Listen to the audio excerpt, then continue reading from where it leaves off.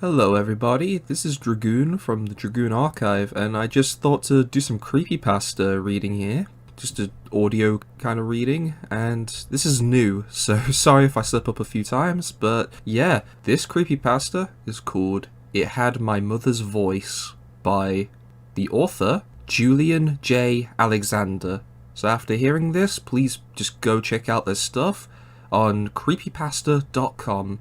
Really good stuff. I enjoyed reading this and I enjoyed just making this for it. So Julian J Alexander, if you by any chance come across this, thanks for such an awesome read, and there we go. Onward with the video.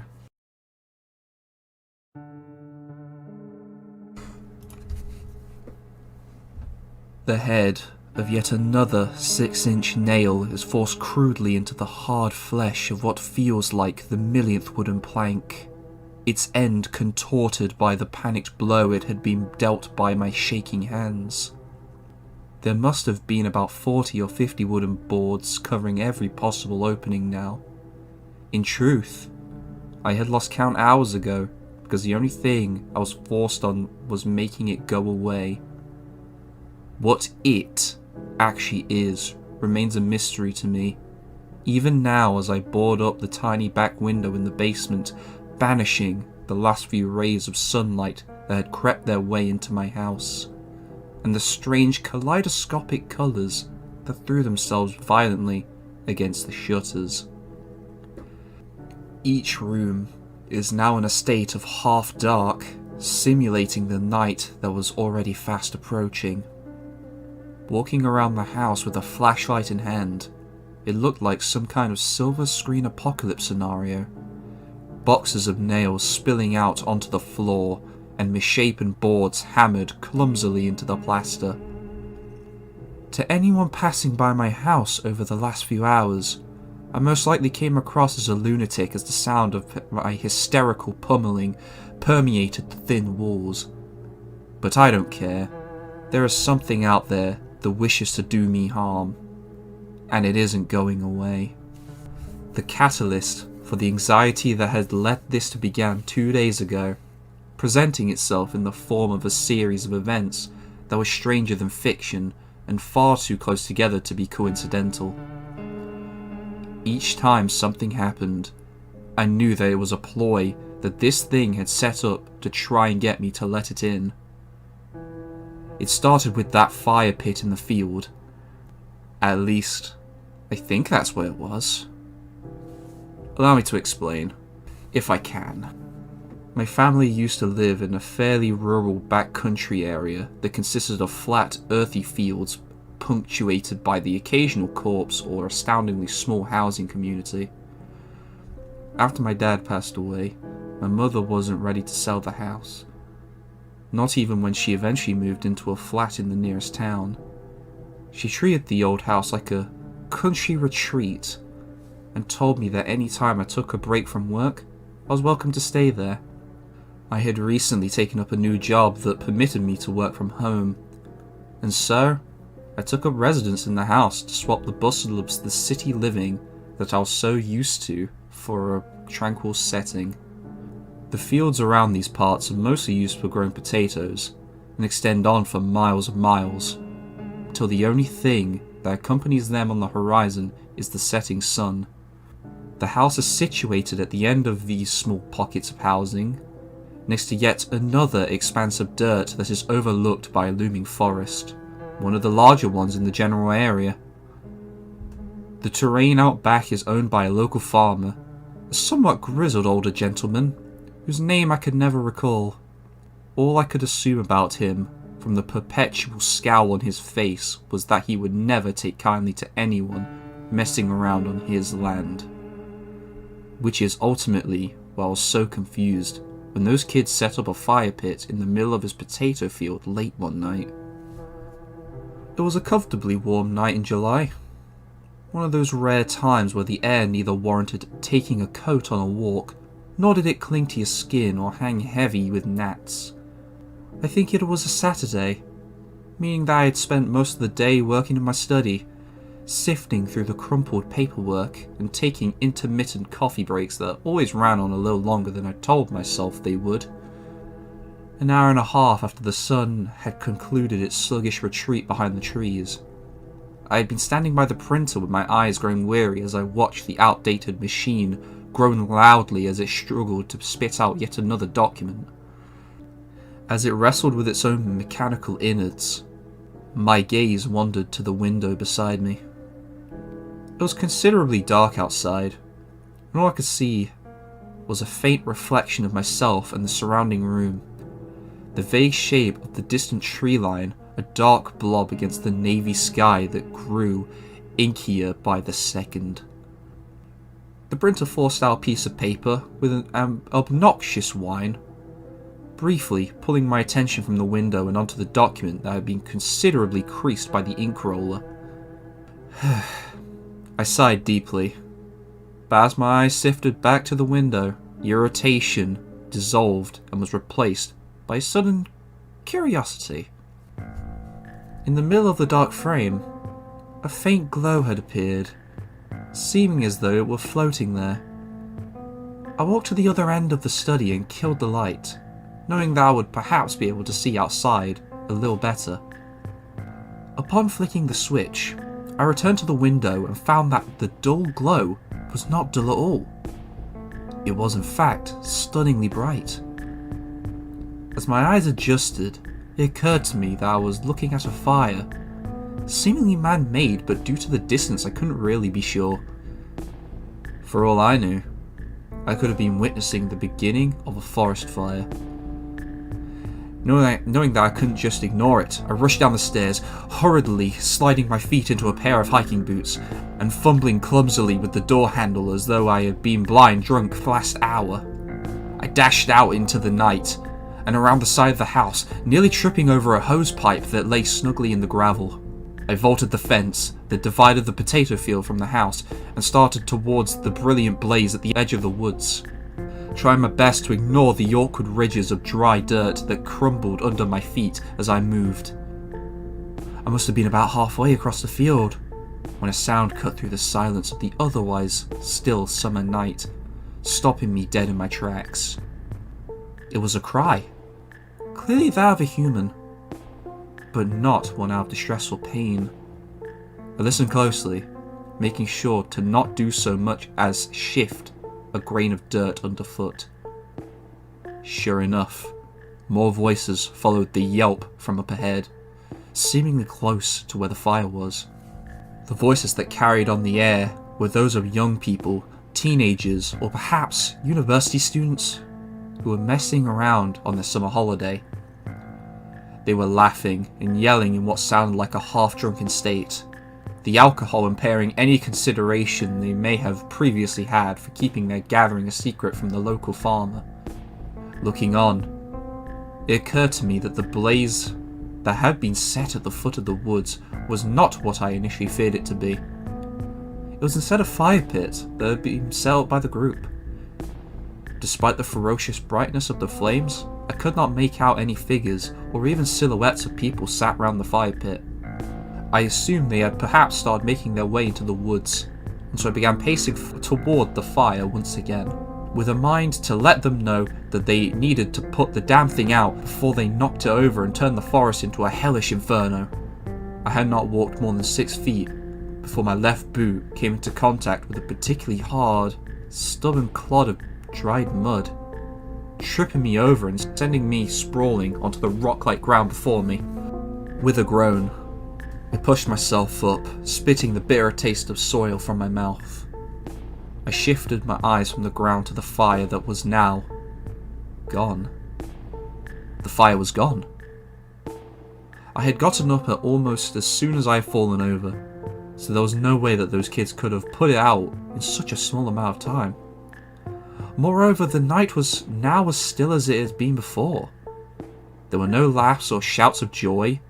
Hell, now there wasn't even so much as the occasional rustle of leaves by the woodland's edge, or the distant hum of a car engine. I ran toward where I believed the fire to have been, pulling out the torch that I had crudely stuffed into my pocket on the way out of the house, again nearly tripping on more rigid clumps of dirt. I reached the edge of the forest and shone the wide beam around the area.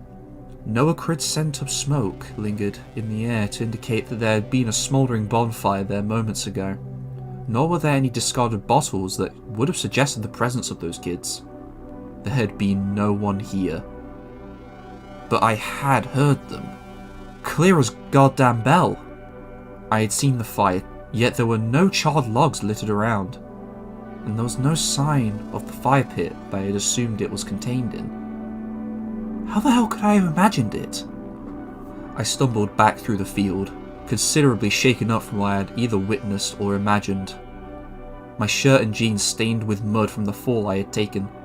Just as I reached the gate, a great whoosh sound invaded my ears, followed closely by a chorus of raucous laughter, just the same as the shouts of those kids that I had been so sure I heard earlier. I wheeled around, the flashlight nearly falling from my hand as it cut a swathe through the now pitch darkness of the field. I fully expected to see the fire pit before me, the flames battling the night as those youngsters sat around it with half-empty beer bottles, laughing and joking and swapping stories. Once again, there was nothing there. The night lay in the same state of eerie quiet as before the cacophony of sounds had assaulted my ears. Bewildered, I threw myself over the gate and stumbled as I hit the ground on the other side, quickly regaining my balance and sprinting to the front door, kicking up the gravel as I ran. I practically jumped through the doorway, slamming the door hard behind me and turning the key in the lock with a panicked ferocity. 1,000 questions rushed through my brain, before any answer, no matter how nonsensical, could be conjured up. Had there actually been anyone out there? Had the stress of a long week of staring at faded ink or inordinate amounts of crumpled paper bent my mind to such a point where I hallucinated the fire? And the voices of those kids? No, the fire would be burning for too long. A hallucination? The flames would have all but disappeared in the blink of an eye, and the voices would have been nothing but misconstrued cry of an owl. There must have been something out there. I tried not to think of it as I lay my head down to rest at that night. The unanswered questions rushed back to me as soon as my eyes shot open in the next morning. I won't bore you with the mundanity of the uneventful daylight hours that followed, since all they entailed were a few half-hearted attempts at sifting through yet more paperwork, only to be constantly interrupted by thoughts of the previous night. As I sat at my desk, my eyes continuously wandered from the mass of documents to the window as the sun once again slowly descended into the horizon, like a coin in a battered arcade machine, waiting with an ever-tightening knot in my stomach for that familiar glow to explode through the darkness. It came eventually. Not in an interval when my gaze had returned to my desk, but in the fleeting third of a second that it took to blink. I had been fixed upon the window, now having turned the light out in order to better see the field and the edge of the woods. The fire had reappeared, as bright as it had burned the night before. There had been no dim glow that would have been indicative of somebody setting the fire, nor were the flames slowly climbing higher. In an instant, the blaze was as tall and strong as it would have been were it burning for 20 minutes before. I had to know what the hell was going on. This time, I had to see it up close. I grabbed the torch and descended the stairs, trying amidst shaking breaths to maintain a calmer demeanour than I had done on the previous night. I donned the same hiking boots, exiting the house and locking the door behind me. The keys in my quaking hand produced a metallic clatter as they came into contact with the door, another reminder of my persistent anxiety. I began to make my way to the gate, readying the torch for the moment I would step out of the floodlight-bathed driveway. The hosepipe from the night before still sat half buried in the gravel, contorted in such a way that it resembled some kind of snake awaiting its quarry. As I rounded the house and my eyes were freed from obstruction, I could see that the fire was indeed still burning, the darkness so prevalent that even outside the blaze looked as though it were hovering in mid-air. The sky was a ragged black cloak, the few holes in its delicate fibres revealing the shy specks of stars, all too meagre to decorate such a hostile picture.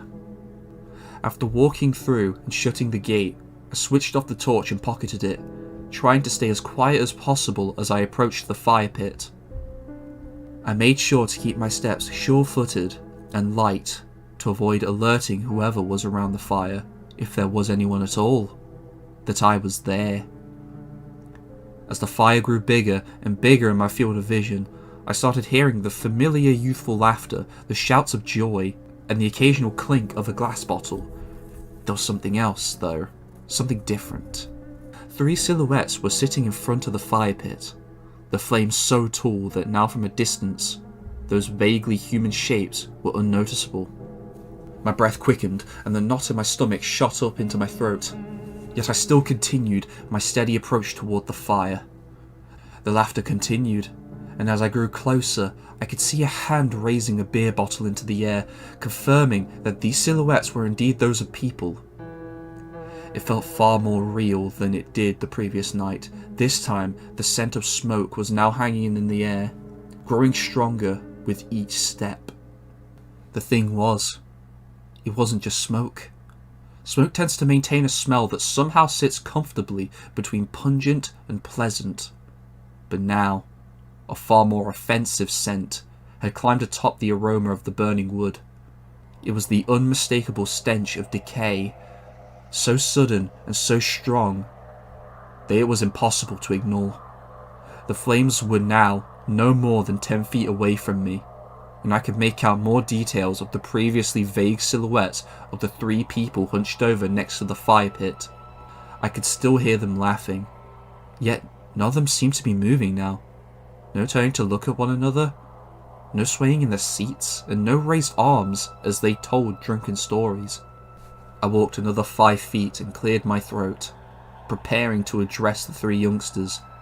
Jesus, that smell was so strong. "Hey!" I barked in the most authoritative, gruff voice I could muster. "What the hell are you lot doing out here? This is private land." The 3 kids didn't respond, but the laughter ceased as soon as I spoke, as though the jovial sounds of their gathering were being played on a tape that had just reached its end. My eyes darted to the fire, expecting it to disappear in a flash, just as it had last night. Yet it still burned, and I could have sworn that the flames had now climbed even higher. The rotten odour had only gone worse, invading my nostrils to the point where I nearly gagged. "Look," I started with a more sheepish tone than before, shining my torch at them. "You kids need to put that out and find someplace else. This isn't my land." But the fella who... The kid on the far left, a girl, turned around all of a sudden, her hair whipping round violently. I gasped sharply as the beam of the torch fell upon her face, a horrified jolt shooting through my body. The girl's face was deathly pale, like the flesh of a maggot, painted crudely with sores and patches of deeply decayed skin, unlike it had seemed when her back was turned. Her hair was now dirty and unkempt, hanging down in grimy strands in front of her face. There was little to say about her eyes, other than that they were those of someone who was dead, completely milky white and devoid of any traces of emotion. With a seemingly excruciating stiffness, her mouth fell open, a festering, darkened graveyard packed with filthy tombstones. Then, with the same ease of someone in the prime of their young life, she spoke. Not with the voice of some otherworldly horror, with the croak of an old hag, but instead with the smooth, pleasant tone of a young woman. "Hello, Oscar." I felt like I had been struck by lightning. Every hair on my body stood on end, my heart beating furiously as though I was trying to escape from my chest. My name. She said my fucking name. Slowly, the other 2 members of the party turned around. My measly hope that they would appear normal died as soon as I laid my eyes on them. Both their appearances, the same grim picture of death that the girl was. The boy in the middle, a skinny blonde kid, looked as though he had drowned. His skin was a wrinkled, motley grey, and his hair was thoroughly soaked, some of it sticking to his face in a messy clump. The flames grew higher still. I began to walk backwards, bile raising in my throat and the knot tightening so tautly that I found myself unable to speak. Don't tell me you don't remember us, Oscar, the boy said in a nasally tone, a small torrent of dirty water spilling from his mouth as he spoke. The laughter started back up again, as the three corpses sat there and stared blankly at me, the same joyous cackling as before. It didn't sound cruel or malicious, but that only made it worse because of how chilling the distinction between the drunken laughter and the hollow expressions of these decaying youngsters was. The fire was a gargantuan funeral pyre now, reaching up past the trees and licking the onyx sky with its many forked tongues. I ran faster than I ever had to run before, back across the field, their laughter still as loud as it had been when I was no more than 5 feet from them, only stopping when I vaulted over the gate and fell with a painful thud onto the gravel driveway. Until the door was shut and locked behind me, I could still feel the heat from the fire and the grim scent of acrid smoke, and death still clung to the inside of my nose. The sheer terror that coursed through my veins made a mockery of the panic I had felt the night before, the adrenaline not even coming close to wearing off. I bolted up the stairs and into the study, knocking a stack of paper to the floor as I rushed to the window. It was now pitch black. The clouds had obscured the few stars that had shone dimly into the sky. The fire, like it had done so before, had disappeared. It had been so tall, higher than the biggest tree in those woods, yet now it was gone. I locked the study door and moved my small book cabinet in front of it as some kind of barricade, fearing that any moment I could hear a series of sharp raps on the door, followed by eerily calm voices of one of those kids attempting to lure me out. Those dead kids. The only gun I had left in my possession was an old shotgun which I always left outside in the shed. There was no way I was going to get it, because I wasn't about to leave the study, let alone the house. I curled up in the corner, grabbing the only slightly effective means of defense I had, a rusted letter opener from a pen pot above my desk. I brandished it with a quivering hand, my imagination filling the emptiness of the silent house with sickly taunts in the voices of those corpses. "What are you going to do with that, Oscar? Are you going to kill us, Oscar? Surely you know that we're already dead." I passed out somewhere between 3 and 5 hours later, the exhaustion of my experience taking its toll on me. I awoke with a start as the sunlight streamed in through the window. Immediately grabbing the letter opener from the floor and staggering to my feet, from what I could see, the study door had remained locked during the course of the night, and the cabinet had not moved an inch. Cautiously, I opened the door, still clasping the feeble makeshift weapon, and surveying the hallway, expecting to see something out of place, even if it was as insignificant as a missing ornament from the table. I slowly moved from room to room, my breath quickening, and my grip on the letter opener tightening with each door I opened. The house was untouched. There was nothing at all that signified that anyone had broken in. Yet there was still undoubtable tension in the air. I sat atop the stairs, pondering what to do about the situation, if there was even anything to do at all. There was no denying that there was truly something out there, something that wanted to hurt me. Those kids, those things, knew my name somehow, and they were mocking me, reveling in my confusion. At that moment, the only thing I could think to do that would bring me any comfort at all was to pay a visit to the old farmer who owned the field and tell him what happened. He was a hard-faced man whom I had never spoken to before. Hell, I'd only ever seen the guy from a distance. Of course, I didn't expect him to buy a story about how I stumbled across a gathering of talking corpses next to the bonfire, so I settled on simply telling him that there was a group of teenagers who were routinely messing around on his land. I left the house and walked out of the driveway, the afternoon air sticking to my skin. The farmer lived at the end of the road in a substantially large white farmhouse, next to a barn where I assumed he kept his tractor and other machinery. I paused at the half-open gate, looking round his driveway to see if he would emerge from the small shed that sat beside his house, the ancient wooden door hanging half open. No sound emitted from inside, so I strolled into the driveway and up to the front porch. I knocked timidly on the screen door, listening closely for any movement inside. After about 30 seconds of silence, I knocked again. Louder this time, hoping that somebody was home, even if it wasn't the old farmer. I heard what sounded like footsteps on the stairs inside, and I breathed a deep sigh of relief, but drew it back in when my eyes shot from the door to the window on the second floor of the house. The old farmer was watching me through the window. That characteristic scowl creased across his face as he studied my features. I raised my hand and gingerly waved to him, opening my mouth to speak but finding myself unsure of what to say, or if he'd even listen to me if I spoke at all. Hello sir. I need to speak to you about something. The man sat, unmoving, still peering at me with the same expression on his face. About 10 more painfully awkward seconds passed by, when suddenly, his eyes widened and his frown disappeared, his face descending into an expression of shock. Before I could get another word out, the shutter slammed violently closed, obscuring the man from my vision. I watched as the blind on the small window above me was pulled down in a flash, and no more than 10 seconds later, the window on the right of the second floor of the house had its shutters drawn too. I was too bewildered by the situation to move from where I was standing, my body starting to tremble. I heard the thunderous rumble of the man descending the stairs and watched with rapidly growing confusion as the living room shutters were closed as well. A few moments later, I saw the door crack open very slightly, and panic started to well up in my gut.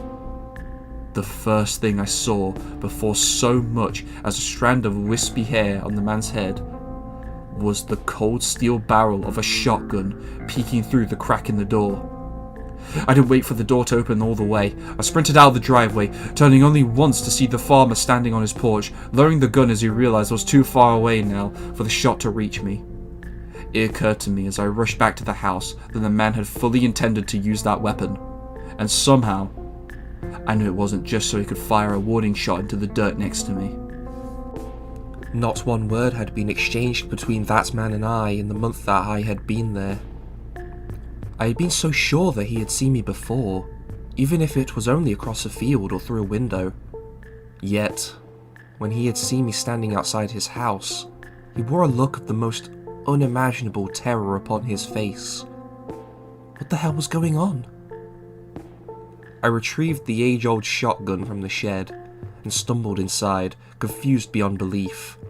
Something sinister had a vice grip over this place, and now that I was new in this town, it wanted me in its grip too. I had no idea what kind of link a gathering of should-be-dead people had with a crazy old man pulling a shotgun on anyone who knocked on his front door, and I didn't want to know. All I knew was that this place was fucking crazy, and I needed to protect myself. Panic leaked from every pore on my body in droplets of sweat as I ran down into the basement, my mind racing, finally setting on my first course of action.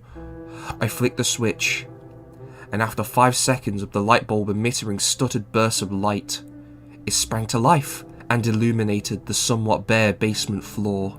I looked into the large alcove in the right-hand corner where I had found what I was looking for. My dad had been somewhat obsessive about storing wood for the winter months, and as a result, the basement acted as a storage space for all the logs, kindling and chopped wood that he would bring in during the autumn. At the foot of the great pile of logs that was stacked up to the ceiling lay what must have been around 200 wooden planks, all crudely cut into different shapes and sizes, but wooden planks nonetheless. I hurriedly grabbed an armful of them, maybe 9 or 10, and ran back up the stairs, dumping them in a heap by the front door, and then retrieved a toolbox containing a sturdy hammer and several boxes of 9-inch nails from a dusty kitchen cabinet. I silently apologized to my dad for what I was about to do to the interior of the house, and got to work. I had been putting boards up for nearly an hour when I first heard it. My arm ached from steadying the planks in order to hammer them in place, and there had been more than one occasion when a misplaced strike had left my thumb throbbing in pain. I had been slumped against a window in the upstairs guest room when the unmistakable crunch of gravel under the heavy boots filled my ears, making me tense up even more than I already was. I moved slowly away from the window and picked up the rusty shotgun that had been leaning up against the wall as I worked. With shallow breaths, I peered through the tiny crack in one of the boards, and there, pacing around the yard with a gun in hand, was the old farmer. The same scowl upon his face. Clearly he had not just intended to chase me off of his property, because now it was apparent that he had come to kill me. He paced the yard angrily, yelling something in a thick Southwark accent that was mostly indecipherable. It sounded like, "Where are you sick bastard?" But through the wall, it was considerably muffled. I watched intently, unblinking. The farmer whirled round all of a sudden, his attention seemingly caught by a sound that had come from the shed. Without a moment's hesitation, the farmer pressed the shotgun butt against the left of his arm, and a brief explosion of light was emitted from the weapon's muzzle, followed by the splintering of old musty wood as a hole was ripped in the side of the shed. I fell back from the window, knowing full well that the old man had assumed I was in there, and confirming my fear that he had fully intended to blow my head off if he found me.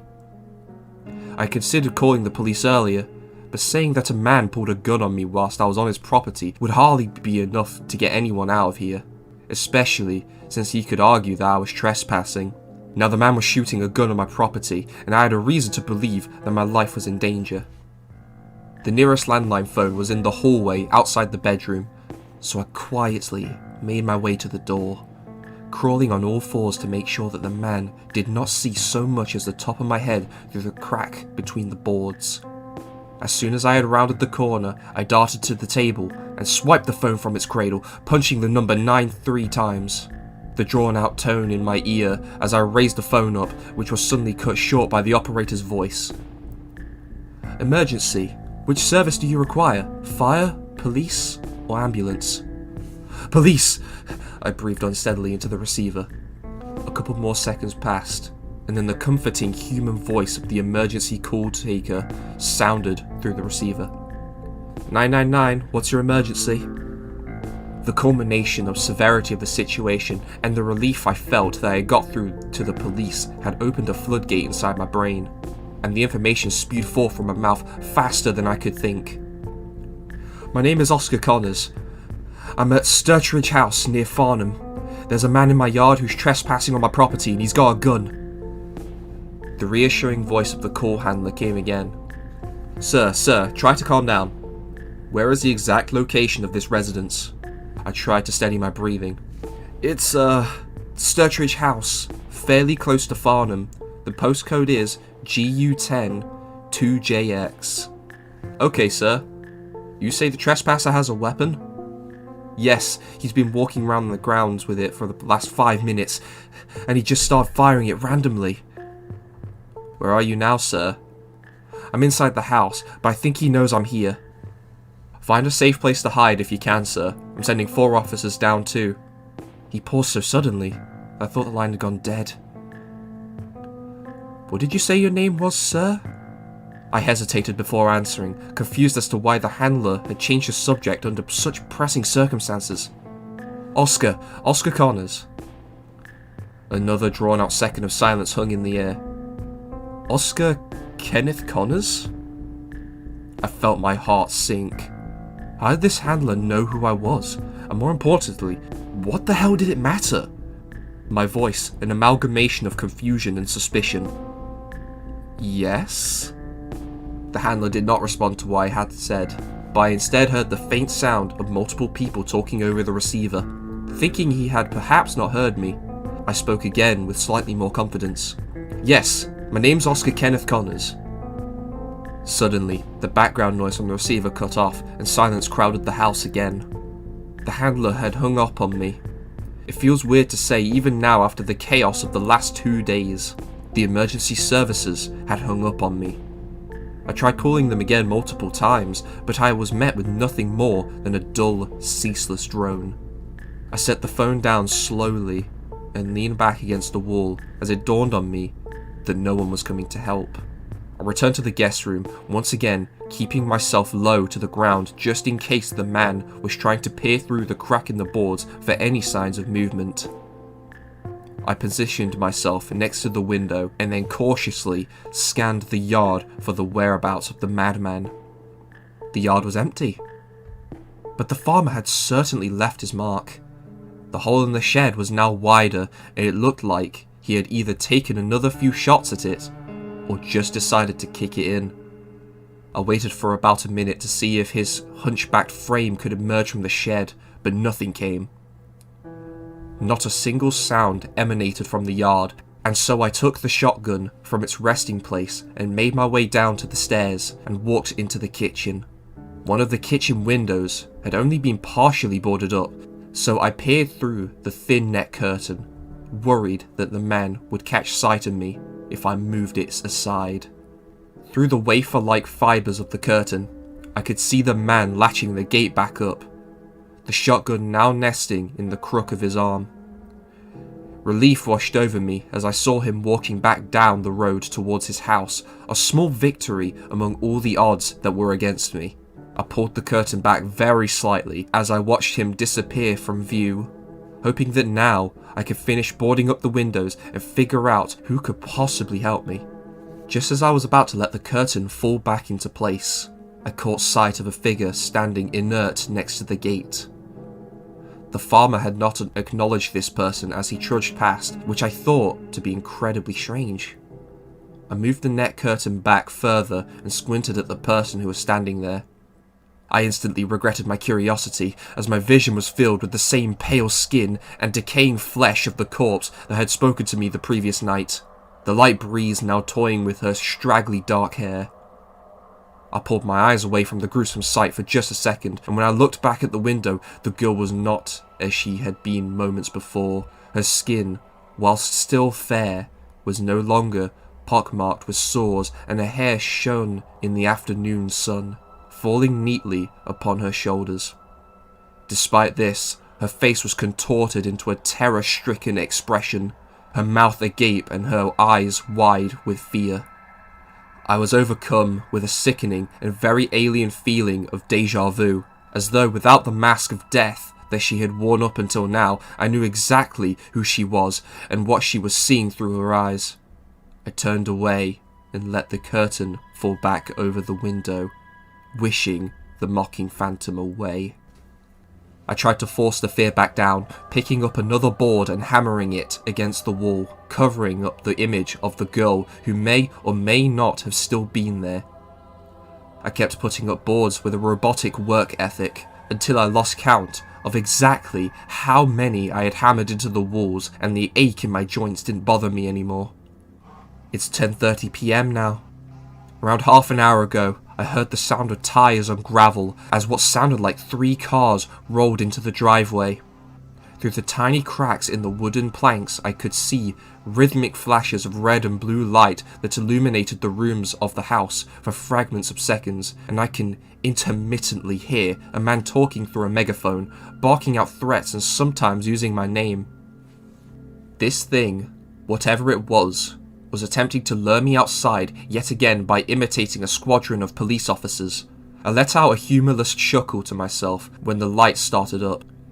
I have to admit, the thing was getting good at trying to coax me out of my ragtag stronghold, but I knew what it wanted. It was ceaseless for almost 30 minutes, but now something's changed. There's a new voice coming through the megaphone now.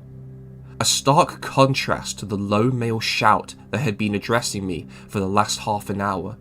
It's the frail stutter of an elderly woman, a heavy dose of concern in its tone. My mother's voice. I had been ignoring everything the police officer's voice had been saying for the last half an hour, but now, I guess I was listening. The words it said in my mother's voice began slowly and timidly. "Oscar? Are you in there, dear?" Jesus Christ, it sounds just like her. Down to every individual inflection. I listen as tears well up in my eyes, exasperated that something would be so malevolent as to take up the form of my own mother in order to get to me. "Oscar," the voice continues, more assured now. "I know you've done some bad things, sweetheart. You're very poorly. but these men can take you somewhere safe. I choked back the lump in my throat and yell as defiantly as I can. You're going to have to try harder than that! Bad things? It's just screwing with me now, putting shit in my head to confuse me. I make sure the shotgun is loaded, and I point it at the front door from my vantage point at the top of the stairs, waiting for it to fly off its hinges at any second. There's nothing that's going to bring those young men and women back, Oscar. And I don't know if we ever understand why you did what you did, but please, just come outside. It's just ad-libbing bullshit now. My name is Oscar Kenneth Connors. I'm 33 years old. I was born in Surrey and I worked for an estate agent just outside of London for 10 years.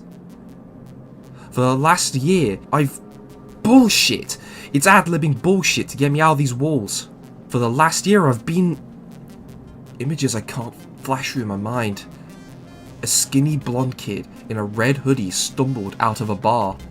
A fresh-faced young man and a girl with dark hair both sat around a bonfire. Oscar, please! My mother's voice again. I stand up and walk to the study, flick the light on, and walk over to a weathered cardboard box in the corner of the room. I open it, revealing a stack of printed news articles, crumpled and messy. I hear shouting outside and a violent thud against the front door. The news page at the top of the pile is dominated by 4 pictures. Profiles of 3 young people whom I now recognized all too well as reality lodged itself uncomfortably into my brain. These 3 photos are dwarfed by a much larger photo, one of my face. I look around the hundreds, maybe thousands of outdated documents that I had been printing over the last God knows how long in an attempt to drown out the real world. There was no new job. There was nothing like that at all. Another thud echoes through the house, followed by a clatter as one of the boards falls to the floor. I can't bring myself to read the headline that sits above those pictures. The front door is forced open and gruff shouts fill the house. My eyes dart to the mirror in the corner that reflects the top of the stairs, my diseased mind projecting the image of a dead, expressionless girl into the vacant space, her form a dishevelled parody of the young woman on the newspaper page. 3 people in police uniforms ascend the stairs with their weapons drawn, and her ghost turns to dust.